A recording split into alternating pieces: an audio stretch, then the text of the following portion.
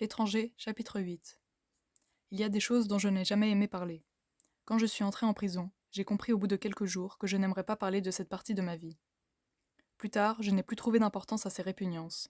En réalité, je n'étais pas réellement en prison les premiers jours. J'attendais vaguement quelque événement nouveau. C'est seulement après la première et la seule visite de Marie que tout a commencé.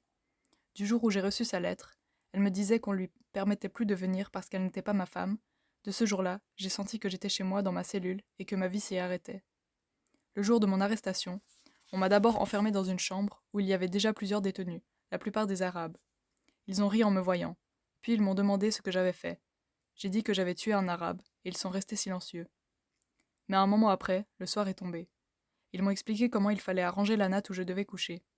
En roulant une des extrémités, on pouvait en faire un traversin. Toute la nuit, des punaises ont couru sur mon visage. Quelques jours après, on m'a isolé dans une cellule où je couchais sur un bas-flanc de bois. J'avais un baquet d'aisance et une cuvette de fer. La prison était tout en haut de la ville, et, par une petite fenêtre, je pouvais voir la mer. C'est un jour que j'étais agrippé au barreau, mon visage tendu vers la lumière, qu'un gardien est entré, et m'a dit que j'avais une visite. J'ai pensé que c'était Marie. C'était bien elle. J'ai suivi pour aller au parloir, un long corridor, puis un escalier, et pour finir, un autre couloir. Je suis entré dans une très grande salle, éclairée par une vaste baie. La salle était séparée en 3 parties, par 2 grandes grilles qui la coupaient dans sa longueur. Entre les 2 grilles se trouvait un espace de 8 à 10 mètres qui séparait les visiteurs des prisonniers. J'ai aperçu Marie en face de moi avec sa robe à raies et son visage bruni. De mon côté, il y avait une dizaine de détenus, des Arabes pour la plupart. Marie était entourée de mauresques et se trouvait entre 2 visiteuses. Une petite vieille aux lèvres serrées, habillée de noir, et une grosse femme en cheveux qui parlait très fort avec beaucoup de gestes. À cause de la distance entre les grilles, les visiteurs et les prisonniers étaient obligés de parler très haut. Quand je suis entré, le bruit des voix qui rebondissaient contre les grands murs nus de la salle, la lumière crue qui coulait du ciel sur les vitres et rejaillissait dans la salle, me causèrent une sorte d'étourdissement. Ma cellule était plus calme et plus sombre. Il m'a fallu quelques secondes pour m'adapter. Pourtant, j'ai fini par voir chaque visage avec netteté, détaché dans le plein jour. J'ai observé qu'un gardien se tenait assis à l'extrémité du couloir entre les 2 grilles. La plupart des prisonniers arabes ainsi que leurs familles s'étaient accroupis en vis-à-vis. Ceux-là ne criaient pas. Malgré le tumulte, ils parvenaient à s'entendre en parlant très bas. Leurs murmures sourds, partis de plus bas, formaient comme une base continue aux conversations qui s'entrecroisaient au-dessus de leurs têtes. Tout cela, je l'ai remarqué très vite, en m'avançant vers Marie. Déjà collée contre la grille, elle me souriait de toutes ses forces. Je l'ai trouvée très belle, mais je n'ai pas su le lui dire. Alors, m'a-t-elle dit très haut. Alors voilà, tu es bien, tu as tout ce que tu veux? Oui, tout. Nous nous sommes tus, et Marie souriait toujours. La grosse femme hurlait vers mon voisin, son mari sans doute, un grand type blond au regard franc. C'était la suite d'une conversation déjà commencée. Jeanne n'a pas voulu le prendre, cria-t-elle à tue-tête. Oui, oui, disait l'homme. Je lui ai dit que tu le reprendrais en sortant, mais elle n'a pas voulu le prendre. Marie a crié de son côté que Raymond me donnait le bonjour, et j'ai dit merci. Mais ma voix a été couverte par mon voisin qui a demandé s'il allait bien. Sa femme a ri en disant qu'il ne s'était jamais mieux porté. Mon voisin de gauche, un petit jeune homme aux mains fines, ne disait rien. J'ai remarqué qu'il était en face de la petite vieille, et que tous les deux se regardaient avec intensité. Mais je n'ai pas eu le temps de les observer plus longtemps, parce que Marie m'a crié qu'il fallait espérer. J'ai dit oui. En même temps, je la regardais, et j'avais envie de serrer son épaule par-dessus sa robe. J'avais envie de ce tissu fin que je ne savais pas très bien ce qu'il fallait espérer en dehors de lui. Mais c'était bien sans doute ce que Marie voulait dire, parce qu'elle souriait toujours. Je ne voyais plus que l'éclat de ses dents et les petits plis de ses yeux. Elle a crié de nouveau. Tu sortiras, et on se mariera. J'ai répondu. Tu crois? Mais c'était surtout pour dire quelque chose. Elle a dit alors très vite et toujours très haut que oui, que je serais acquittée et qu'on prendrait encore des bains. Mais l'autre femme hurlait de son côté et disait qu'elle avait laissé un panier au greffe. Elle énumérait tout ce qu'elle y avait mis.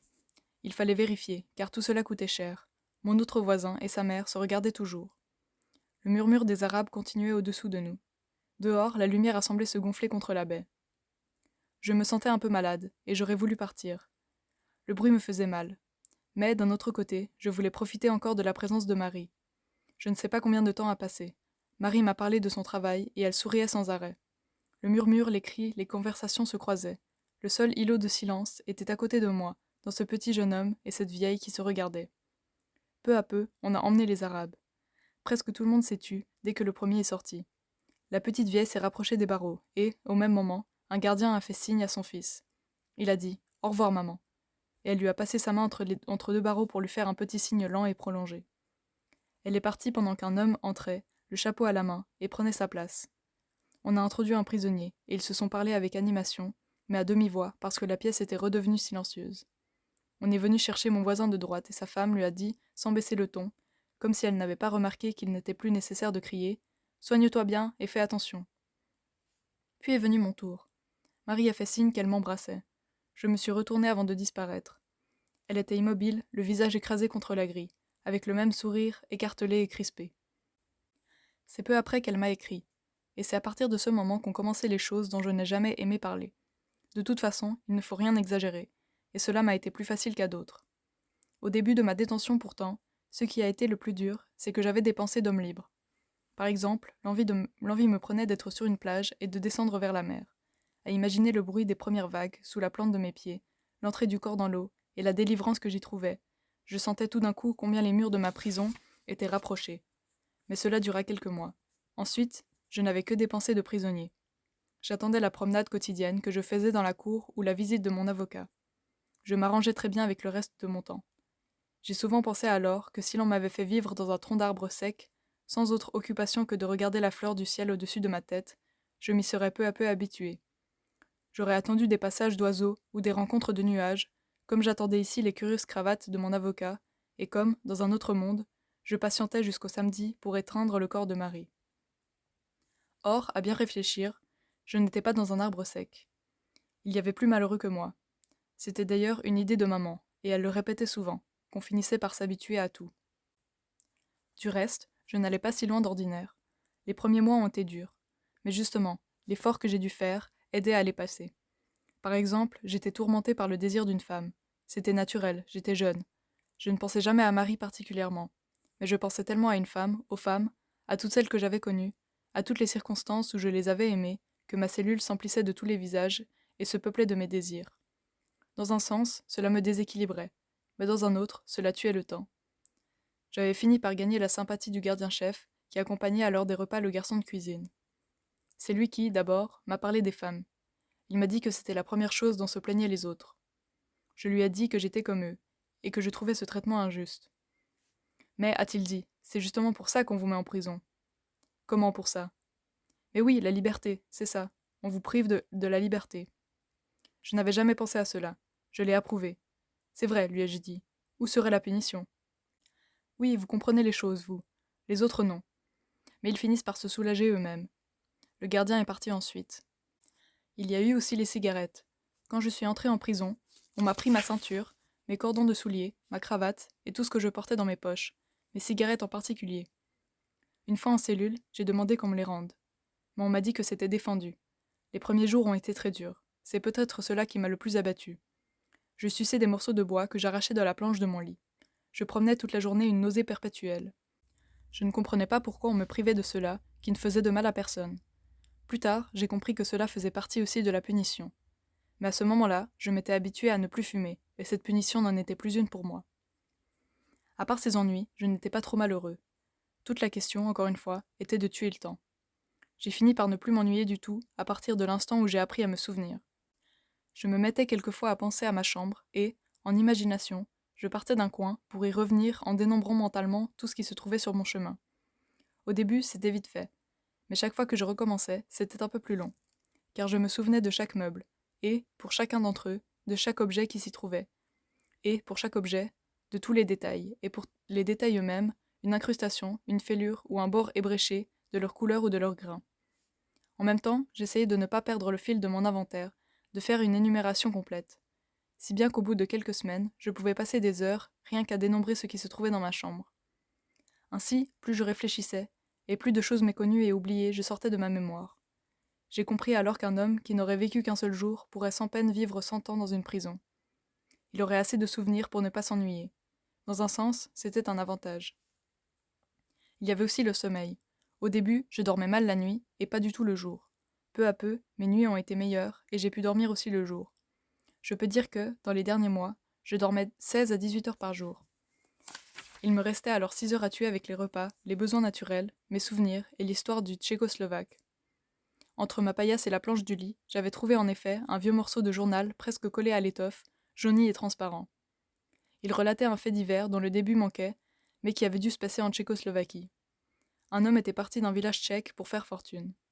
Au bout de 25 ans, riche, il était revenu avec une femme et un enfant.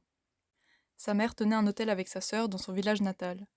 Pour les surprendre, il avait laissé sa femme et son enfant dans un autre établissement, était allé chez sa mère qui ne l'avait pas reconnu quand il était entré. Par plaisanterie, il avait eu l'idée de prendre une chambre, il avait montré son argent. Dans la nuit, sa mère et sa sœur l'avaient assassiné à coups de marteau pour le voler, et avaient jeté son corps dans la rivière. Le matin, la femme était venue, avait révélé sans le savoir l'identité du voyageur. La mère s'était pendue, la sœur s'était jetée dans un puits. J'ai dû lire cette histoire des milliers de fois. D'un côté, elle était invraisemblable, d'un autre, elle était naturelle.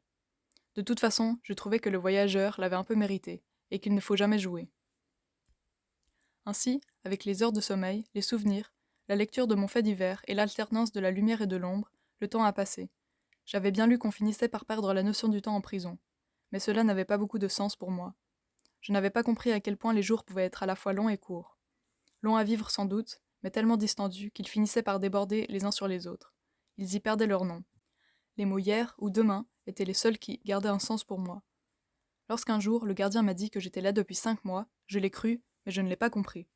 Pour moi, c'était sans cesse le même jour qui déferlait dans ma cellule et la même tâche que je poursuivais. Ce jour-là, après le départ du gardien, je me suis regardé dans ma gamelle de fer. Il m'a semblé que mon image restait sérieuse, alors même que j'essayais de lui sourire. Je l'ai agitée devant moi. J'ai souri, et elle a gardé le même air sévère et triste. Le jour finissait, et c'était l'heure dont je ne veux pas parler, l'heure sans nom, où les bruits du soir montaient de tous les étages de la prison dans un cortège de silence. Je me suis approché de la lucarne, et, dans la dernière lumière, j'ai contemplé une fois de plus mon image. Elle était toujours sérieuse, et quoi d'étonnant, puisque, à ce moment, je l'étais aussi. Mais en même temps, et pour la première fois depuis des mois, j'ai entendu distinctement le son de ma voix. Je l'ai reconnue pour celle qui résonnait déjà depuis de longs jours à mes oreilles, et j'ai compris que pendant tout ce temps, j'avais parlé seule. Je me suis souvenu alors de ce que disait l'infirmière à l'enterrement de maman. Non, il n'y avait pas d'issue, et personne ne peut imaginer ce que sont les soirs dans les prisons.